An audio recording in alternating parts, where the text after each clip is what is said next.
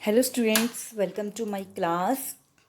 Today we will do the balanced force, unbalanced force and resultant force. In previous video we have done the definition of the force. Force is just a pull or push. यही किया था ना बेटा हमने कि force क्या होती है, just push and pull. Force को हम कैपिटल एफ से डिनोट करते हैं.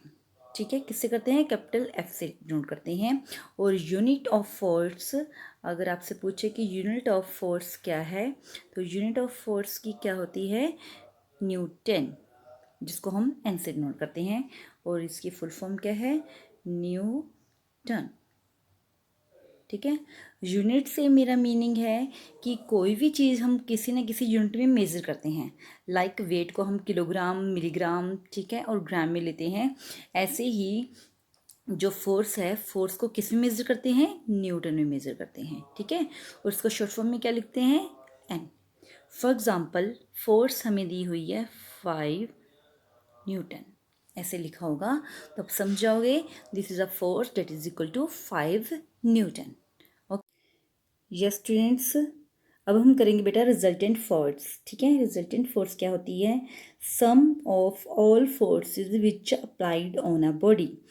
किसी बॉडी पे जितनी फोर्सेस अप्लाई की हुई हैं उनको सबको सम करके, ठीक है, उनका सम करके हमारे पास क्या आ जाता है? रिजल्टेंट फोर्स आ जाता है. क्या आ जाता है? Resultant force. फॉर एग्जांपल, यहाँ पर देखिए बेटा कि जैसे एक बॉडी हमने ले लिया, एक ऑब्जेक्ट ले लिया, इस पे एक फोर्स अप्लाई हो रही है 3 न्यूटन. ठीक है, एक पर्सन और फोर्स लगा रहा है 5 न्यूटन. ठीक है, एक पर्सन और फोर्स लगा रहा है लेकिन वो ऑपोजिट डायरेक्शन में है 2 न्यूटन. ठीक है, तो यहाँ पर हमें रिजल्टेंट फोर्स निकालना है कि रिजल्टेंट फोर्स क्या है. तो रिजल्टेंट फोर्स देखो हम कैसे निकालेंगे. Resultant force is equal to sum of forces का है. पहली फोर्स कितनी है? 3n, तो 3n ले लेंगे हम, प्लस सेकेंड फोर्स 5n. ठीक है, plus third force 2n. But remember कि जो 2n फोर्स लग रही है ये ऑपोजिट डायरेक्शन में है. दिख रही है ना बेटा आपको? ऑपोजिट डायरेक्शन में, ऑपोजिट डायरेक्शन में है, ये ऑपोजिट डायरेक्शन में है. ठीक है, तो इसके लिए इसके साथ माइनस का साइन जरूर लगेगा. ठीक है, तो ब्रैकेट लगाकर -2n. क्लियर? अब देखिए बेटा 5n और प्लस 3n कितना हो गया? 8n, plus minus -2n. ठीक है, तो कितना आ गया? रिजल्टेंट फोर्स हमारे पास कितनी आ गई? 6n. अंडरस्टैंड? फिर से देखिए बेटा, रिजल्टेंट फोर्स किसी बॉडी के ऊपर सभी फोर्सेस जो अप्लाई होती है उनका सम होता है. तो इस बॉडी पे 3 फोर्सेस लगी हुई हैं. First 3 Newton, second 5 Newton, third is 2 Newton. जो 2 न्यूटन फोर्स है वो ऑपोजिट डायरेक्शन में लगी हुई है. जो 2 न्यूटन फोर्स है वो ऑपोजिट डायरेक्शन में लगी हुई है. ठीक है, इसलिए इस फोर्स को जब भी आप प्लस करोगे इसके साथ माइनस का साइन आएगा. तो रिजल्टेंट फोर्स निकालने के लिए हमने सभी को प्लस कर लिया, 3n प्लस 5n. ठीक है, प्लस ब्रैकेट में -2n. अब आपको पता चल गया ना कि मैंने माइनस का साइन क्यों लगाया है. तो 5 और 3 प्लस 8n हो जाएगा. यहाँ पर प्लस माइनस -2n आ जाएगा. 8 में से 2 माइनस किए 6n. तो आपका रिजल्टेंट कितना आ गया? 6n. अंडरस्टैंड कर सकते हो.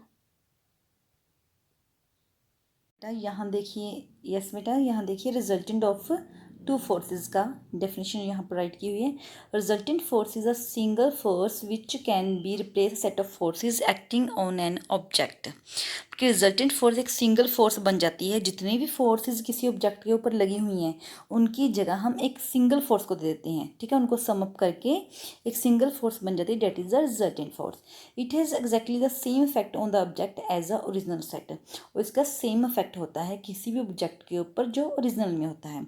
ओरिजिनल कैसे बेटा? देखो ये 2 फोर्सेस लगी हुई हैं 4n एंड 7n. ठीक है, सेम डायरेक्शन में है ये. ओके, अगर ये सेम डायरेक्शन में है तो इसका रिजल्टेंट हम निकाल लेंगे. तो जो भी रिजल्टेंट आएगा, ठीक है, उसका हम क्या करेंगे, उस रिजल्टेंट का जो भी आंसर आएगा, ठीक है, वो इन दोनों के प्लस के इक्वल ही होगा। Resultant force is equal to, दोनों को प्लस कर दिया, 4 + 7 is equal to 11N। Clear, ये होता है resultant force. Yes, students, now we will do the balanced and unbalanced forces. Balanced forces क्या होती है? When two or more forces acting on an object are equal in all directions. जैसे एक रोप pulling हो रही है, इसमें लेफ्ट में 300 न्यूटन फोर्स लगी है ना, और राइट साइड में भी 300 न्यूटन फोर्स लगी है। दोनों फोर्सेस इक्वल हैं बट ऑपोजिट डायरेक्शन में हैं। यहाँ पर रिजल्टेंट क्या होगा, पहले आप रिजल्टेंट देखो क्या होगा, 300, ठीक है, प्लस ऑपोजिट डायरेक्शन के लिए माइनस का साइन, 300 फिर प्लस कर देंगे, ठीक है, और प्लस माइनस माइनस क्या आ जाएगा, 0। अगर आपका जितनी फोर्सेस ऑब्जेक्ट के ऊपर लगी हुई हैं उनमें रिजल्टेंट 0 आ रहा है, तो हम कह सकते हैं वो फोर्सेस क्या हैं, बैलेंस्ड हैं। ठीक है, या तो ये डेफिनेशन लिख सकते हो, या फिर आप ये कह सकते हो व्हेन टू और more forces acting on an object are equal in all directions. अगर दो या दो से ज़्यादा फोर्सेस जो हैं, ठीक है, ऑपोजिट डायरेक्शन में लगी हुई हैं और इक्वल हैं, तो रिजल्टेंट कुछ नहीं आएगा, उनका 0 आएगा। डेट इज, एंड फोर्सेस कौन सी होंगी, बैलेंस्ड। ठीक है, ये टाइप्स ऑफ फोर्सेस आ गए कि फोर्सेस दो तरह की होती है, balanced and unbalanced. Unbalanced forces, एक तरफ फोर्स ज़्यादा लगी हुई है और दूसरी डायरेक्शन में कम फोर्स लगी हुई है, जैसे 400 न्यूटन लेफ्ट में, ठीक है, और 300 न्यूटन राइट में।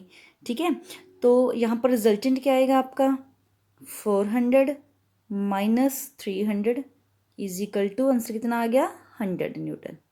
ठीक है, तो यहाँ पर रिजल्टेंट हमारे पास 100 आ गया। इट मीन्स यहाँ पर जो रिजल्टेंट आपका कोई ना कोई वैल्यू आई, ठीक है, तो हम उन फोर्सेस को क्या कहते हैं, अनबैलेंस्ड फोर्सेस कहते हैं। ठीक है, और दूसरी डेफिनेशन अकॉर्डिंग, व्हेन टू और more forces apply on the object, कि दो या दो से ज़्यादा फोर्सेस ऑब्जेक्ट के ऊपर लगी हुई हैं, ठीक है, लेकिन वो अनइक्वल हैं, अमाउंट में इक्वल नहीं है, तो हम कह सकते हैं वो फोर्सेस क्या हैं, अनबैलेंस्ड है। अंडरस्टैंड? हाँ जी स्टूडेंट्स, अब हम करेंगे न्यूटन्स फर्स्ट लॉ। न्यूटन्स, ठीक है, सर इसाक न्यूटन ने हमें न्यूटन्स के जो मोशंस के हैं 3 लॉज दिए हैं, first law, second law and third law. ठीक है, हाँ जी स्टूडेंट्स, अब हम करेंगे न्यूटन्स लॉ ऑफ मोशन। ठीक है, इसाक न्यूटन ने हमें जो है मोशन के 3 लॉज बताए हैं। इन्होंने फोर्स और मोशन को जो है रिलेट करवा के हमें 3 लॉज दिए हैं। फर्स्ट लॉ है लॉ ऑफ इनर्शिया, जिसको हम हिंदी में जड़ता का नियम कहते हैं। इनका इस लॉ में ये बताया गया है कि जो भी चीज़ जिस पोजीशन में है, जिस स्टेट में है, उसी में वो रहती है, चाहे रेस्ट में है तो रेस्ट में रहेगी, मोशन में है तो मोशन में रहेगी। Second law of the acceleration, ये न्यूटन्स का सेकंड लॉ है। ठीक है, तो इस लॉ में इन्होंने ये बताया है कि कोई भी जो बॉडी है, ठीक है, वो एक्सलेट करती है, ठीक है, जितनी उसकी वेलोसिटी होती है उसके हिसाब से वो एक्सलेट करती है। थर्ड लॉ है एक्शन एंड रिएक्शन, कि हर एक्शन के इक्वल एंड ऑपोजिट एक रिएक्शन जरूर होता है। तो अब हम इन तीनों लॉज के बारे में डिटेल में पढ़ेंगे। ठीक है, तो फर्स्ट लॉ है लॉ ऑफ द इनर्शिया, जिसको हम न्यूटन्स लॉ ऑफ मोशन भी कह देते हैं, Newton's first law of the motion. और ये तीनों लॉज हमें किसने दिए थे, सर इसाक न्यूटन। ओके, हाँ जी बेटा, ये देखिए न्यूटन्स फर्स्ट लॉ। ठीक है, फर्स्ट लॉ के बड़े में पढ़ेंगे। हमने इसको नाम क्या दिया था, लॉ ऑफ इनर्शिया भी कहते हैं। ठीक है, every object persist in the state of rest और यूनिफॉर्म मोशन, हर कोई भी ऑब्जेक्ट है तो वो उसी स्टेट में रहेगा, चाहे वो रेस्ट की स्टेट में है तो रेस्ट में ही रहेगा, मीन्स रुका हुआ है कोई ऑब्जेक्ट तो वहीं पर अपनी पोजीशन में रहेगा, और अगर यूनिफॉर्म मोशन मीन्स अगर वो मोशन में चल रहा है तो वो चलता ही जाएगा। ठीक है, स्ट्रेट लाइन में, अनलेस का मीनिंग जब तक, it is compelled to change that the state by force impressed on it, जब तक कि किसी बाहरली फोर्स के द्वारा इसकी स्टेट को चेंज ना किया जाए। अंडरस्टैंड बेटा? देखिए, अगर कोई बॉल है, ठीक है, हमने उसको किक किया तो वो जो है चलती ही जाएगी मोशन में जब तक उसको कोई रोके ना। ठीक है, इट मीन्स कोई भी चीज़ जो है मोशन में रहेगी जब तक उसको रोकने के लिए कोई बाहर वाली फोर्स अप्लाई नहीं की जाती। ठीक है, अगर कोई कार है वो, ठीक है, वो रेस्ट में है, ठीक है, रुकी हुई है, तो हम उसको जैसे ही फोर्स लगाएंगे, ठीक है, उसकी कीज़ जो है कार को ऑन करेंगे, ठीक है, और उसको हम रेस दबाएंगे, रेस का जो है पेडल दबाएंगे, तो वो कार क्या करने लग जाएगी, मूव करने लग जाएगी, यानी कि रेस्ट से वो मूव करने लगी। लेकिन किसकी वजह से, जब हमने उस पर फोर्स अप्लाई की। ठीक है, तो इन्होंने यही कहा है कि कोई भी चीज़ उसी स्टेट में रहती है जब तक उस पर, उसके ऊपर कोई बाहरली फोर्स अप्लाई नहीं किए जाए। ठीक है, तो यहाँ पर क्वेश्चन एक ये आता है बेटा, क्वेश्चन राइज होता है कि अगर कोई बॉल को हम किक करते हैं तो वो मोशन में होती है, ठीक है, लेकिन कुछ टाइम के बाद वो खुद ही रुक जाती है, बल्कि हम उसको रोकते नहीं है, वो थोड़ी देर बाद मोशन में आने के बाद वो खुद ही खुद रुक जाती है। तो ये कैसे पॉसिबल है? तो बेटा जैसे कोई भी चीज़ अगर रोड पे चलती है तो उस पर एक फोर्स जरूर अप्लाई होती है, that is a friction force. ठीक है, जो उस बॉडी को, आप रोड, कोई भी रोड है, अपने ऊपर बॉडी को, चलने वाली बॉडी को रोकने की कोशिश करती है, तो उस फोर्स को हम कहते हैं फ्रिक्शन, फोर्स ऑफ फ्रिक्शन। ठीक है, जो किसी भी चीज़ को रोकती है। अगर हम बॉल को किक करके बॉल को मोशन में लेके आए हैं और हमने उसको रोकने की कोशिश नहीं की, लेकिन फिर भी बॉल रुक चुकी है, ठीक है, तो इट मीन्स उस पर कौन सी फोर्स लगी थी, फोर्स ऑफ फ्रिक्शन लगी थी। ठीक है, वो ग्राउंड की फोर्स लगी थी जिसने उसको जो रोकने की कोशिश की और धीरे धीरे उसको रोक भी दिया। ठीक है, तो वहाँ पर भी फोर्स अप्लाई हुई है जो हमें दिखी नहीं है, लेकिन वो कौन सी फोर्स है, force of friction. Okay students, do you understand the Newton's first law? हाँ जी स्टूडेंट्स, ये देखिए Newton's second law of the motion. Acceleration is produced when a force acts on a mass. जब किसी ऑब्जेक्ट के ऊपर हम फोर्स अप्लाई करते हैं, ठीक है, तो एक्सेलरेशन प्रोड्यूस होता है, तब एक्सेलरेशन प्रोड्यूस होता है। इसलिए न्यूटन सेकेंड लॉ को हम क्या कह सकते हैं, लॉ ऑफ एक्सेलरेशन भी कहते हैं। Greater the mass of the object, जितना ही किसी भी ऑब्जेक्ट का मास होगा उतनी ही उसके ऊपर क्या अप्लाई करनी पड़ेगी, फोर्स अप्लाई करने की ज़रूरत होगी। ठीक है, greater the amount of the force needed. ठीक है, तो to accelerate the object, object को एक्सीलेट करने के लिए, एक्सीलेट करने के लिए मीन्स मूव करने के लिए उतनी ही हमें फोर्स अप्लाई करनी पड़ेगी। ठीक है, it's a very simple law, more the mass more force is needed to accelerate the object. Clear? Newton second law के अकॉर्डिंग अगर किसी ऑब्जेक्ट का मास जितना ज़्यादा होगा उतनी ही उसको एक्सीलेट करने के लिए हमें फोर्स ज़्यादा चाहिए होगी। ठीक है, तो ये न्यूटन से सेकेंड लॉ है। ओके बेटा, अब मैं कल को इसकी डेरिवेशन, न्यूटन सेकेंड लॉ की डेरिवेशन आपको करवाऊंगी, और जो उसके साथ न्यूटन्स थर्ड लॉ है विद एग्जांपल्स वो हम करेंगे। ठीक है, नेक्स्ट वीडियो में।